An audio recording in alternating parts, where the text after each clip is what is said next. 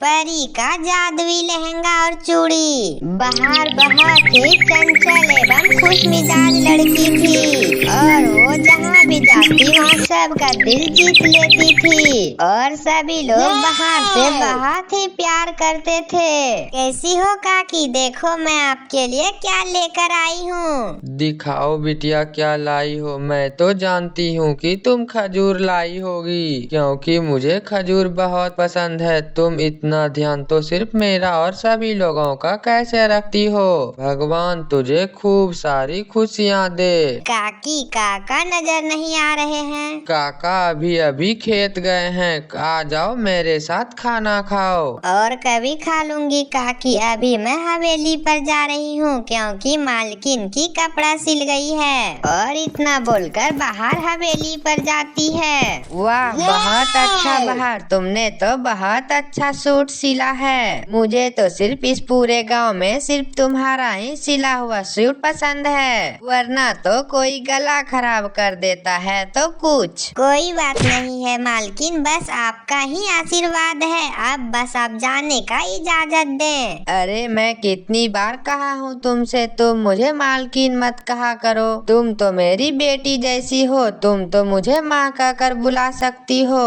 माँ, आप बहुत ही अच्छे हैं। इस दौलत पर तो आपने माँ का आशीर्वाद देकर दुनिया की सारी दौलतें मुझे दे दी। खबरदार अगर तुमने अपने आप को अनाथ कहा तो। अरे मैंने कितनी बार कहा है तुझसे, तू मेरे साथ इस हवेली में रह ले, लेकिन तू है जो कि मानती ही नहीं। अच्छा कोई बात नहीं, जो भी दिक्कत हो वो मुझे बेहिचक बता देना। ठीक है माँ, अब मैं जाती हूँ। बेटा जाते जाते ये चिट्ठी तुम एक बार पोस्ट ऑफिस में डाल देना, और ये सब राशन के सामान है, ये तुम अपनी घर लेती जा। और अगर गुड्डी के पापा आएंगे तो मैं उनसे बोलकर तुम्हारी घर की मरम्मत भी जल्दी करवा दूंगी, क्योंकि बरसात भी आने वाले हैं। धन्यवाद माँ, अब मैं चलती हूँ। अरे बिटिया, तुम यहीं मिल गई। वैसे भी मैं तुम्हारे ही घर पर आ रहा था। डाक चाचा, राघव की चिट्ठी आई है ना, वो मुझे दे दीजिए। और आपने मुझे पहले क्यों नहीं बताया? काका जल्दी दो। देता हूँ, ये लो। राघव बहार का बचपन का दोस्त था जो कि वो उससे प्यार करती थी। चिट्ठी पढ़ने के बाद बहार बहुत खुशी में कहती है, काका काका आज मैं बहुत खुश हूँ। क्या आपको पता है आज राघव आ रहा है? अरे मैं यहाँ क्या कर रही हूँ? मुझे तो घर में होना चाहिए क्योंकि घर की भी साफ सफाई करनी है, क्योंकि बहुत साल बाद राघव आ रहा है। और चलती हूँ काका। अरे संभाल के, अरे जरा संभाल के। और 2 दिन बाद हवेली पर बहार जाती है। अरे बहार, ठीक हुआ तुम आ गई। देखो ना कितने सारे काम पड़े हैं और यहाँ मेरा कोई तो बात ही नहीं मानता। बहार तुम जाके रसोई में देख ले, कोई वहाँ कमी तो नहीं है ना? माँ, इतनी सारी तैयारी राघव की आने की खुशी में हो रही है ना? अरे बेटा, आज तो बहुत बड़ी खुशी की दिन है। बहुत दिनों बाद आज मेरा बेटा राघव घर आ रहा है और आज राघव की शादी एक लड़की के साथ तय होने जा रही है। और ये सुनते ही बहार के पैर के नीचे से जमीन खिसक जाती है। नहीं, ऐसा कैसे हो सकता है? अरे क्या हुआ? और ऐसा क्या नहीं हो सकता?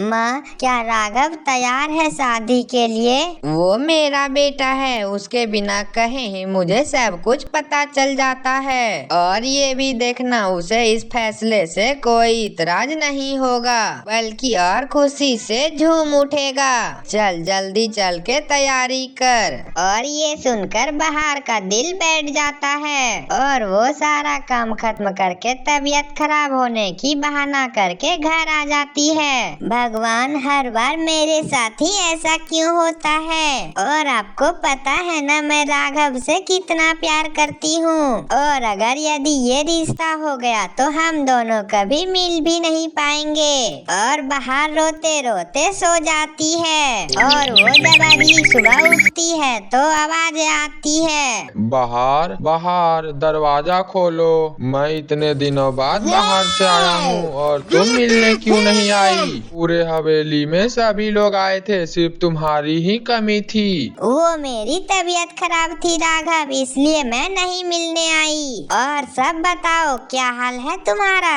शादी मुबारक हो राघव। अरे पगली, कैसी शादी? मैं तुमसे प्यार करता हूँ और तुमसे ही शादी करूँगा।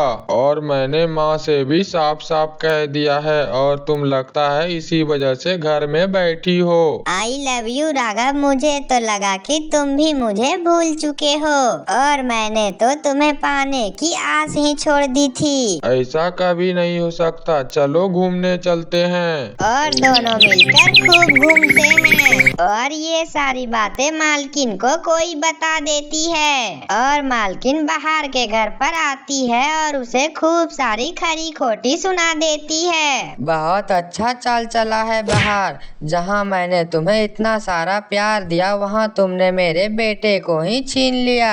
गरीब नीच, तुमने मेरे भरोसे को तोड़ा है और मैं तुम्हें नहीं छोड़ूंगी। एक बात कान खोलकर सुन ले।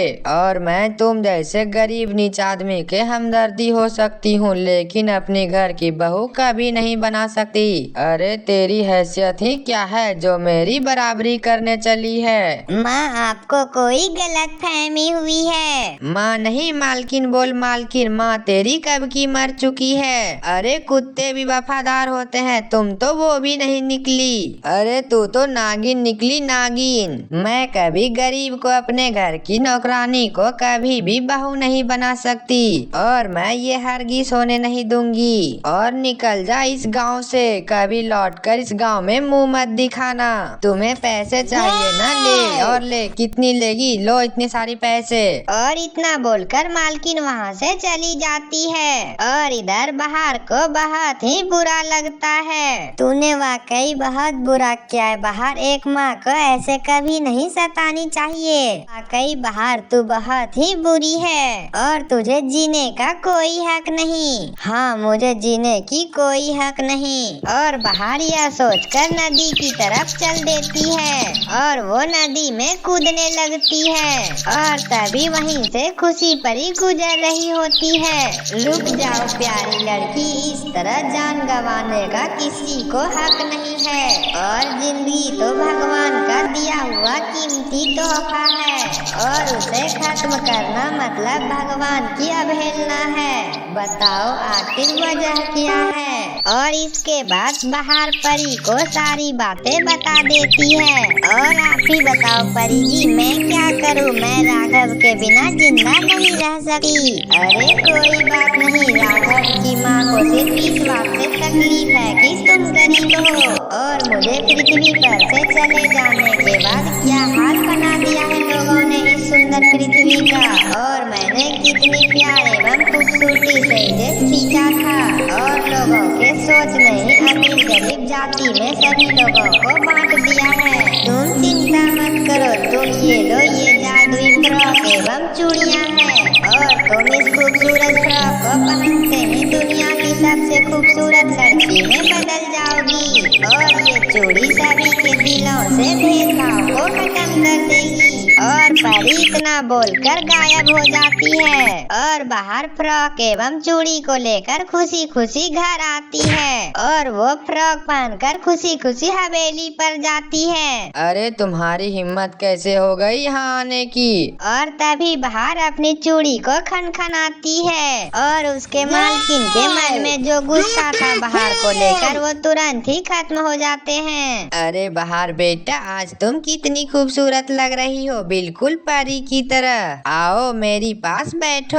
और फिर कुछ ही दिनों में बहार एवं राघव की शादी हो जाती है और सभी लोग खुशी खुशी रहने लगते हैं। तो मेरे प्यारे दोस्तों, कैसी लगी हमारी कहानी? अगर अच्छी लगी हो तो वीडियो को लाइक करके चैनल को सब्सक्राइब करना ना भूलें और मिलते हैं अगले वीडियो में। तब तक के लिए बाय बाय।